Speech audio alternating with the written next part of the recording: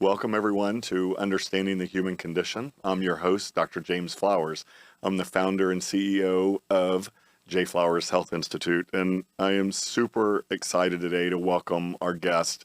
And her name is Lacey, and I'm going to get her last name absolutely correct. Tezino. Yes. Yeah, I love it, Yes. Lacey. That's fantastic. How are you? Thank you. Great. Good. Happy to be here. I'm so glad you're here. I know how busy you are and amazing your life is. And I loved the story of your journey and where you came from and where you've been and where you are today.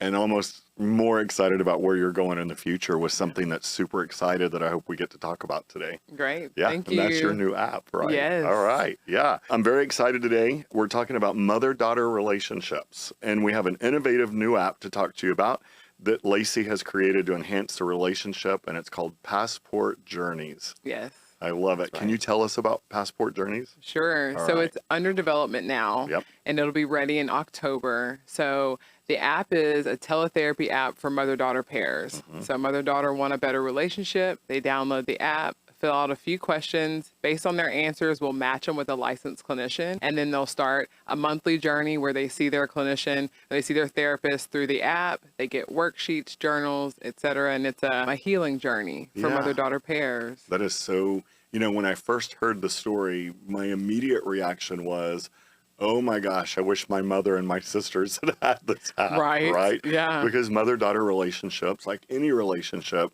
can obviously be difficult at best sometimes. Yeah. And They I can know be you have tricky. absolutely. So let's talk about that. Tell me more about the app, rather. Tell Thank us you. more about the teletherapy component of the app. Okay, so I'm not a clinician, but I'm a technology leader. Got it. And so I have 7 licensed clinicians who have come on as my clinical advisory board. And we are building out a teletherapy platform. And so, after the questionnaire is filled out, after you get matched with a licensed clinician, you really begin a monthly journey with your clinician. So there are tons of teletherapy apps out there. Right. BetterHelp is the leader in the space. Right. There's 2 things that'll really make us different. So number 1, the niche market of mother-daughter. There's Right. not an app that is targeted for relationships. Most are for anything, anyone. So we're really going to a laser-focused approach on the relationship. Sure. And then the second piece is we'll be the first teletherapy app to actually prescribe activities. So the other apps, they have journaling, they have worksheets, but we will actually, the clinician will get to know the mother-daughter pair, and each month we'll assign an activity for them to do, whether it's in person or virtual, to help promote intentional bonding. So I think we're going to stand out in that way. I and be absolutely believe unique. so. Yeah. Yeah. And I've participated in some of these other apps, and you're right. There's no specific activity that you do, right? Yeah. There's journaling, but there's no homework assignments and things like that. So Yeah. I think you guys are going to stand out. And I've never seen an app that's targeted to mother-daughter relationships. And something that you said a little bit earlier when we were sitting here chatting, getting ready for this podcast, that made me super excited is that one of your advisory board members said, let's talk about the definition of what a mother-daughter is, right? Yes. So can you tell the audience a little bit about that? Yeah, sure. So I was on another podcast for a university a few months ago, and I was talking about just the birth of this idea. And the podcast interviewer said, so how are you going to ensure that you're inclusive? Because this is a very specific app. And I sort of froze. I bet. And I thought the first person who came to my mind is an LPC that I know. I used to work with her in the past. And I called her that night and I said, hey, I really want to know if you could be on my advisory board, hold us accountable to inclusive language. She's an LGBTQ plus Right. specialized Wonderful. counselor. So she has come on, and every Friday my cab meets, and she'll say, what about tweaking it a little bit so that we're not doing it only for women, and we're not saying ladies and girls, but Right. we're being, inclusive to say anyone who identifies Yep. as a mother-daughter pair, this app is for you, and just trying to be more open that I way. think that is absolutely amazing. And I think that also completely separates you and brings you out in front of the rest of the game. Yeah. So that's super hoping. cool. Absolutely.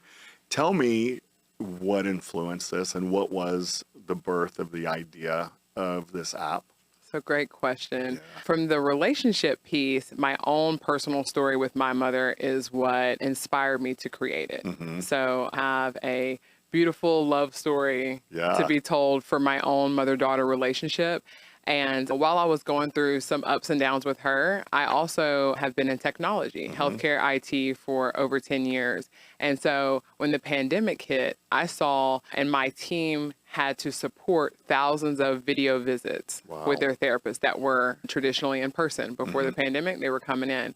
So I think as I was creating this, how can I help mother-daughter pairs? And also in my career, I was supporting this teletherapy. I thought, you know what? It's just as, what the research is showing is that it's just as effective as in-person therapy. So how can I make this more accessible? How can I bring clinicians to where the mother-daughter pair, where they are in their journey, and convenient and comfortable for them at home. And so I got the idea, it started rolling, and left my job in February. Wow. So I'm a very new entrepreneur, but it's exciting. Yeah. I love it. That is so cool. I love the feeling as well, and I can sense your passion and your excitement about it.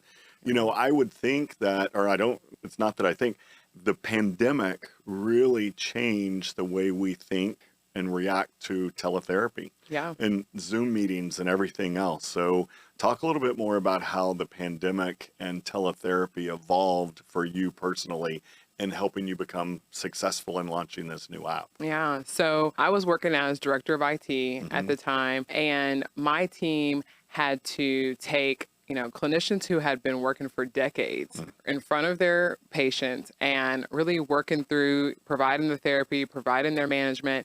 And when we had to shift, we had 10 days to bring, hospital up to do teletherapy.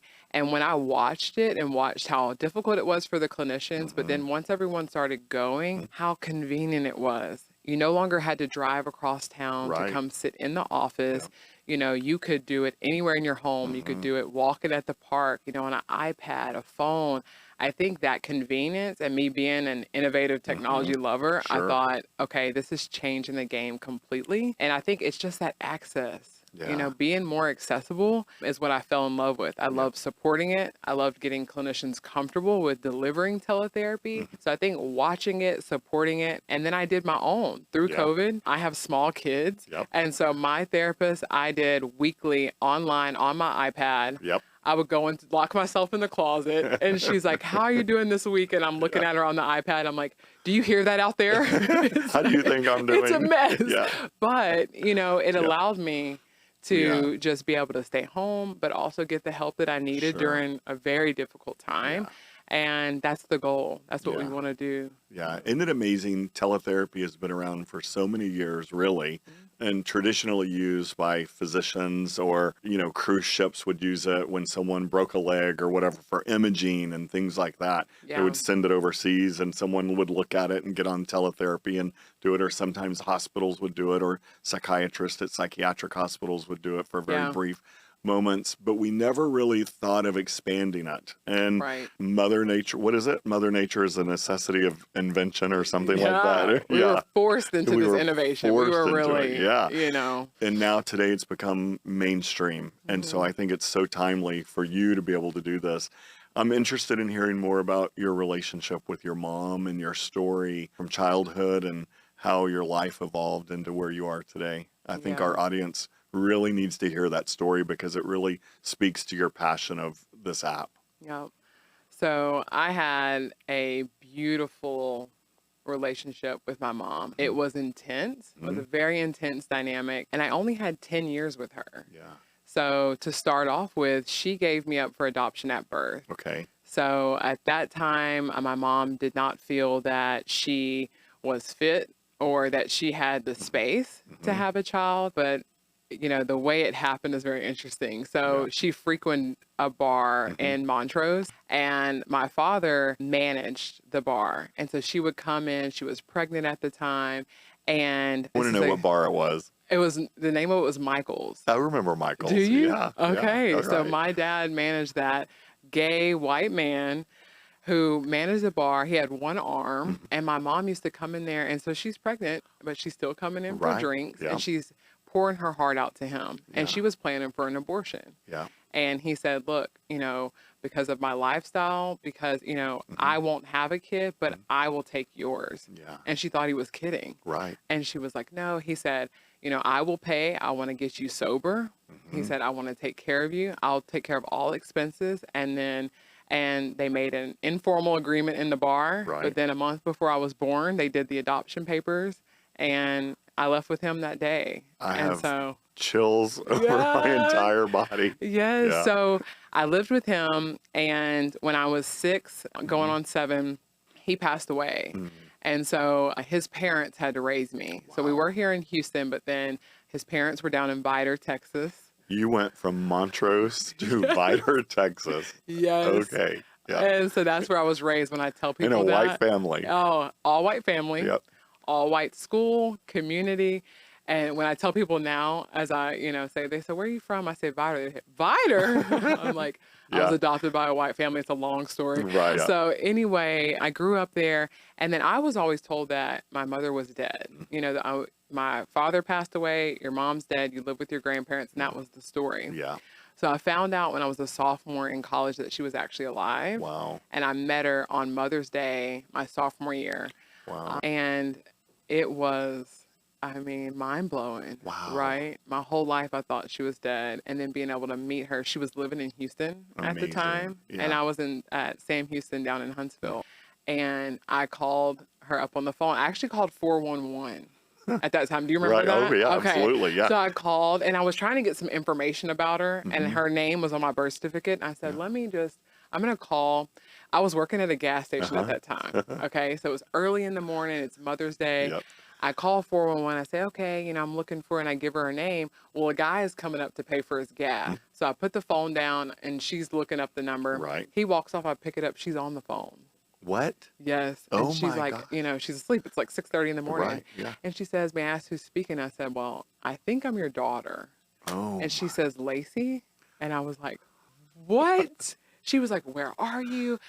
All this. And Oh, I my said, I'm in gosh. Huntsville. She said, come to Houston tonight. Wow. Come meet me tonight. Yeah. And that was the beginning of our story. Oh my gosh. And that's how we met. Yep. And we had 10 years together. So Yep. a couple years ago, she was diagnosed with stage 4 lung cancer. And the oncologist said, look, you've got 9 months. Yeah. Even with treatment, you've got 9 months to live. Right. And she and I just looked at each other and said, okay, we're going to write our own ending. Yeah. We've got a lot of issues. Right. These Yep. last 9.5 years, there have been ups, there have been downs, but we've got to reconcile it. Yeah. We're going to prioritize our bond. She's like, anything you want to know about me, let's get it out. We went on a few road trips. I took care of her during treatment, Yeah. and she passed 9 months to the day. That is amazing. Yeah. Wow. Yeah. I'm it was so a sorry to hear beautiful, No, I'm not. I Yeah. am so honored to Yep. have had that 10 years. It Absolutely. was beautiful. That is Yeah. amazing. Mhm. Yeah. And did she talk about your relationship with your father, your adopted father?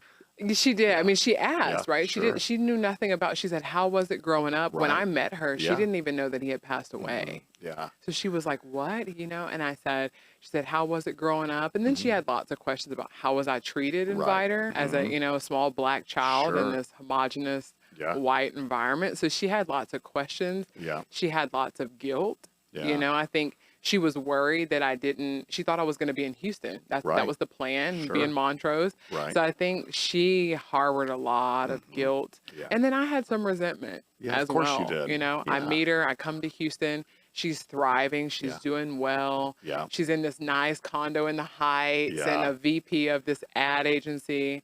And I'm like, Wait a minute. yeah, that is not the story that I got. I got a Right. story that you were an addict and you had, Yeah. you were not Mhm. fit and you look fine to me. Yeah. And so I had lots of, but we worked through it. Yep.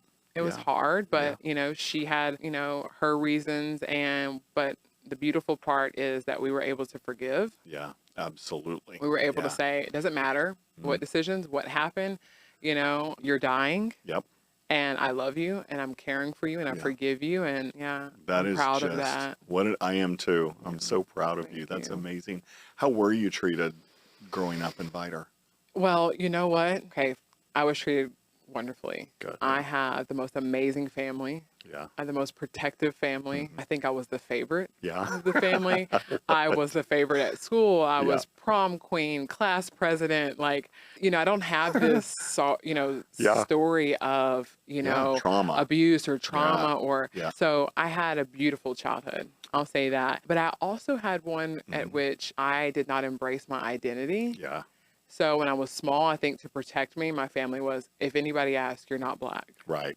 Okay. So I'm like, so what am I? They're like, well, your mom was Hawaiian, which she was Samoan. So Yeah. they got the, There you go. Yeah. And they said that my father was the white man who Yeah. adopted me. Wow. So at that point, I was not even told that I was adopted. So my Right. whole life I said, well, I'm Hawaiian and white, Yeah. So I think until I got older, when I got to college, Yep. I had Black roommates and I Right. had Black suite mates. Right. And they were asking about they said, how'd you grow up in Biter? And they said, well, you do know you're Black, right? And I was like, What? no. And they're like, oh my gosh. Bro, you're They're Black. like, you are joking. Look at your hair. Look at your, and they are still like my best friends yeah. to this day. Sure. And they tell this story. It's so embarrassing. I love it. But I was treated well. Yeah.